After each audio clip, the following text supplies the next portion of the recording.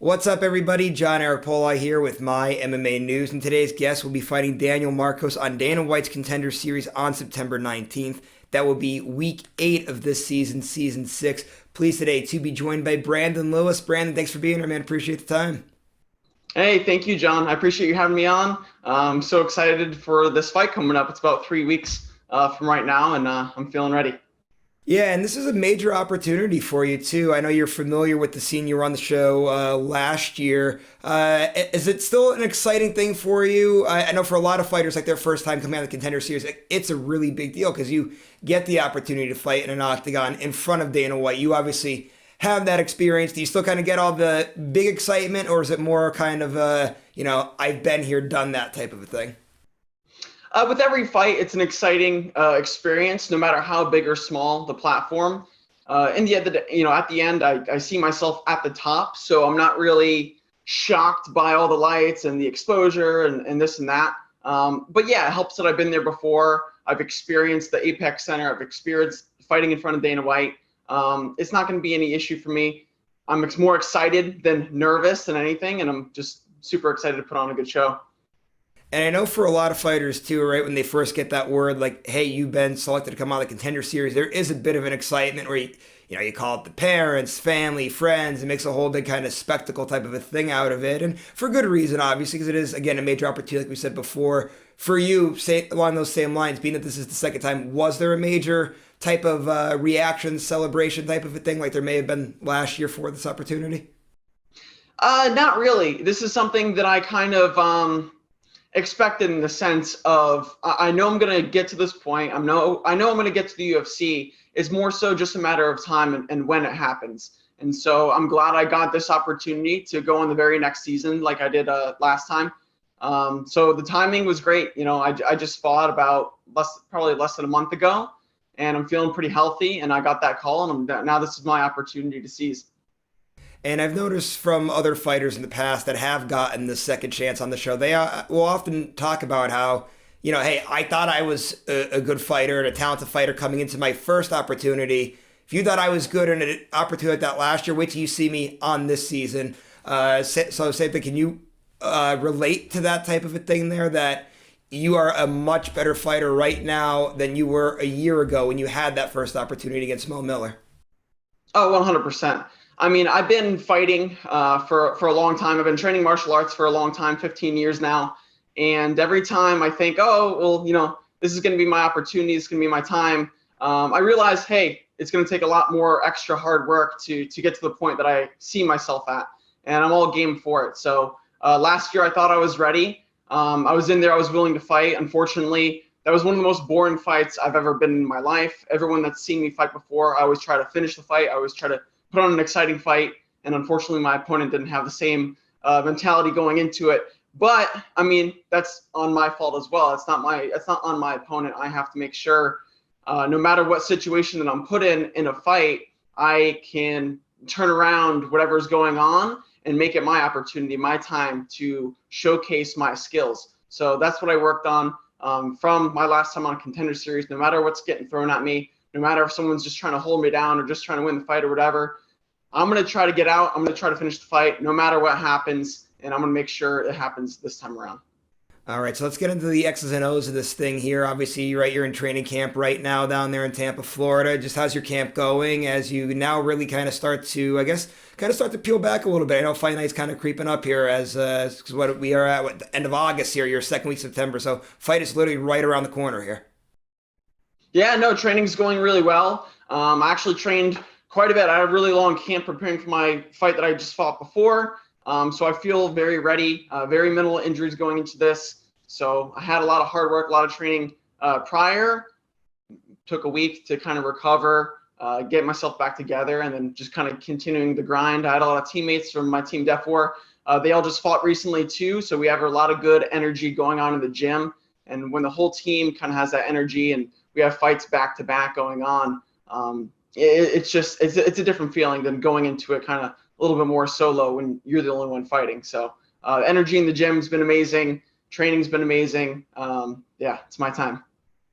And now let's talk about your opponent a little bit here. Just what have you seen out of him as you've been scouting him, and what are you expecting on fight night? I try not to look too much into my opponents. I saw a couple videos. I know he's 12-0. He's got a lot of finishes. And honestly, that excites me because I want to make sure that I have a fighter that's going to fight back, that's going to be tough, that I can showcase my skills on and really test me in front of Dana White. I don't want an easy opponent just to run through or anything. I want a tough fight. I want a guy that's going to stand there, strike, bang with me, put on a good show, because that's what Dana deserves. That's what he's looking for. That's what he wants. And that's what the fans, that's what people want to see. People want to see a good showcase of skills, and that's exactly what I'm ready to prepare to go up against.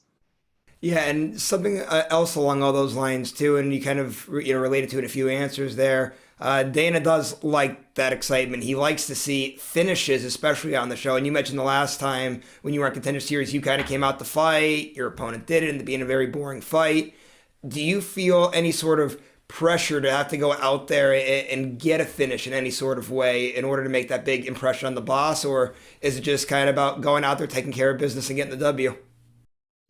Yeah, not really. I mean, I don't feel that kind of external pressure because that's my fighting style. That's what I'm naturally trying to do. I have that killer instinct. Every time I go and fight, I try to put my opponent away. It's just a matter of time of when it happens. So I don't feel any additional pressure. This is what I came here to do.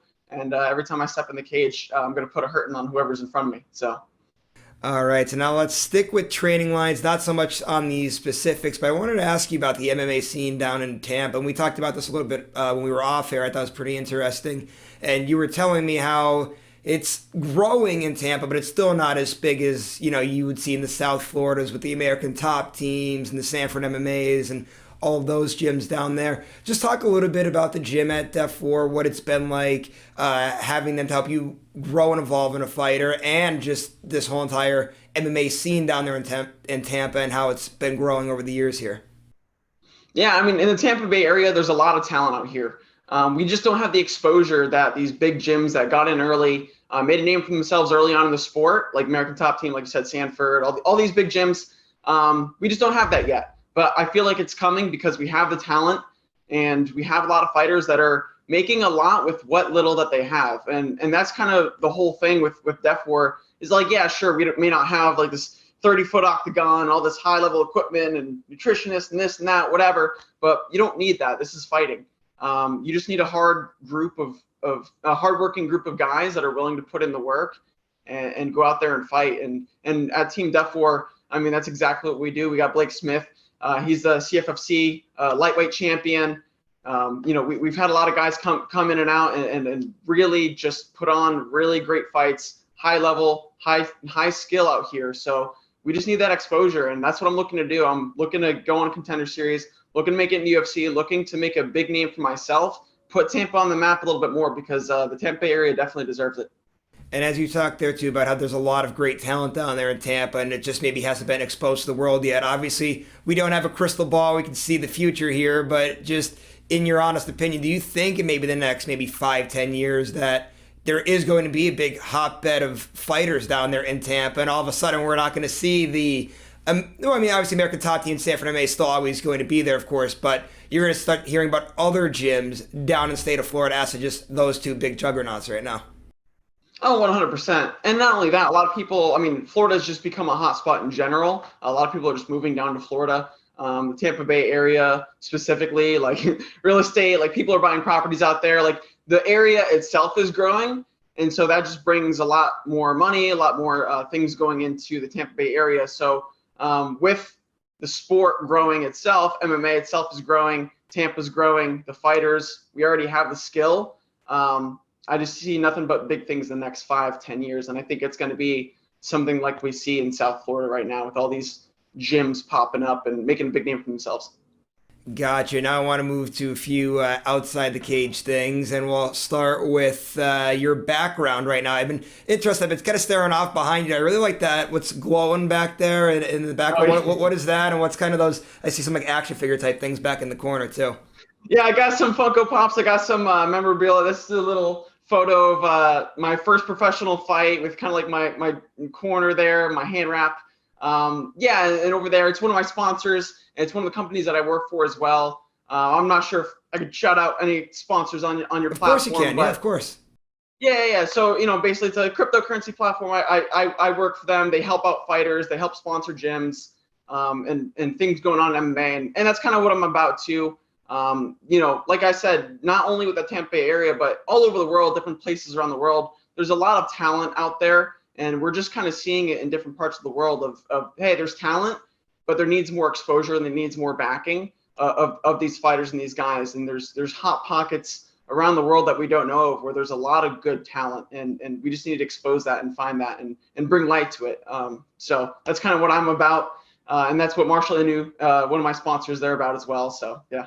All right, good stuff. I really like that they're able to help out a lot of fighters the way they do there. The other thing I wanted to ask you about is the nickname. It was funny, right? So, like, last night I see Let's Go Brandon Lewis as the nickname, and I'm like, that's really interesting. I'm going to ask him about that because I was curious how he came up with it. It didn't even dawn on me till I was just in the shower getting ready before coming on set here to do this interview. I'm like, oh, wait, Let's Go Brandon. That definitely has to be what it is. Is that what it's from? Is it the Let's Go Brandon, making fun of Joe Biden type thing? Yeah, I mean, I remember seeing this NASCAR event and the people just started shouting my name for some reason. So, no, I mean, yeah, I'm definitely playing off of that. It's something that's catchy. People like to chant it, chant it out in the crowd, stuff like that. Gets people hyped, gets people going. And not only that, it does describe me. I think in some of my fights, I've come in later in the rounds, like I want to finish them. Like, let's go, like let's pick up the pace. Like I'm egging on my opponent. Like I'm out there to finish, like I said before. So it kind of describes me, and I'm playing a little bit off of the whole Let's Go Brandon movement too as well. So just a little fun in there. Definitely, man. It's going to be a great nickname for you too. I can definitely see the crowds chanting that too for sure. Now, just to wrap things up here before we actually close the show out here, two last things for you. First of which, big MMA topic at the moment, just happened over the weekend. We saw Leon Edwards in that crazy finish there, right? Last round, down in the fight, comes and knocks out cold the pound for pound #1 fighter. I just want to get your thoughts. Are you still buzzing from that fight over the weekend? Because I'm still like just playing it out in my head, just taking all of that in. That was such an epic moment in the sport. I mean, that's the beauty of MMA. It's never truly over until it's over. I think I saw Dana White in an interview before kind of saying that, and how people are like, were walking out of the stands. They're like, oh, I thought it was over. All of a sudden, the head kick comes and everybody just pops up out of their seat at once. An exciting moment. People are still buzzing about it. That's just the beauty of the sport. It doesn't matter where it's going. Anything can happen. A head kick, an overhand, something could just end the fight. At all times you have to be prepared. You have to be in the moment. You have to be focused. You have to be fighting the entire time. And any little moment that you kind of flip that off is a moment that somebody could seize an opportunity on you, and now you're becoming a meme, and the other guy's a champion now and all this kind of stuff. So that's just the beauty of the sport. You got to stay locked in. You got to stay focused every second of that fight, or something bad could happen to you. So, as we've seen. Yeah, definitely. And then the last thing I got for you there, talk about, again, obviously we mentioned the opportunity and how big of a stage it is for you, but just what would it mean for you to be able to get a UFC contract and be able to be a part of this roster and be this kind of, like you said, a sort of an ambassador for the Tampa Bay area there with MMA, something that's not really known. Just talk about what this opportunity would mean for you if Dana White is to select you for a contract. No, I mean, like I said, this moment, I know I'm meant for this. It's just a matter of time. But when that time comes, which is going to be in 3 weeks from now, when I get that contract, that's going to mean a lot of things for me. Not only the exposure that I and my teammates and the Tampa Bay area deserves, but also the resources. I mean, the UFC's put a lot into the fighters. I know fighter pay is like a big topic and all that kind of stuff, but not even just that. The UFC Performance Institute is one of the facilities that has a lot of resources available for fighters. So I plan to go out there, get some injuries, get some, learn from some of the nutritionists, dial down my weight cut, just get educated and get access to some of the resources that I've not had access to in the past, and really put more effort and have access to these things to make myself a better fighter. And with those resources, you're going to see me grow with every fight. And I just want to grow and get better and better and put on exciting fights under the UFC banner, So that's what's going to look like for me. Awesome, man. We're looking forward to seeing this fight. Last thing before you roll out, go ahead, plug your social media so people know where to follow you at. You have any other sponsors? I know you gave a shout out to a sponsor before, but any social media management sponsors, anything like that you got to plug? Floor is yours. Take it away. Yeah, if you want to follow me, Brandon Lewis MMA, on pretty much everything. I'm trying to gain my social media following, all that kind of stuff. There's a lot of people that have helped me out up until this point. I mean, my last fight, I took it on short notice, had to pay for like my travel, my coach's travel, and all that. One of my sponsors, Angry Elephant, they helped me out. Like there's a lot of people that come together and support me. And, you know, not only do I fight for myself and to be the best, but I fight for everyone that's backing me, and I want to bring everybody up with me. So yeah, shout out to Marshall Inu, Angry Elephant, Black Burrow Homes, Mikey's Tree Services. I mean, there's a bunch of people that have come out and supported me, and it really all goes credit to them. I appreciate you guys so much. And John, thank you so much for having me on and giving me this platform.